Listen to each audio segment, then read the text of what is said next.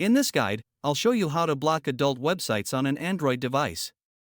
If you find this helpful, please consider subscribing to the channel and liking the video.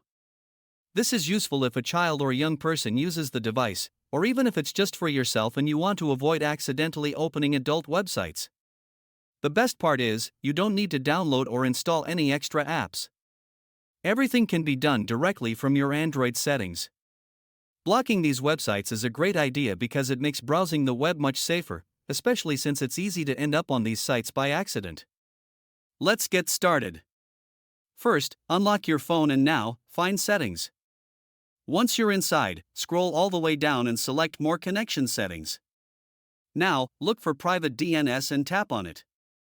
Select Private DNS Provider Hostname.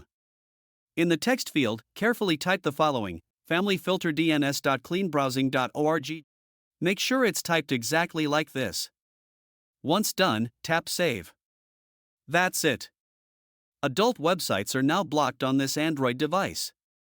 You can test it yourself to confirm, but once this DNS is enabled, those sites will no longer be accessible. This method uses a trusted DNS service from Clean Browsing.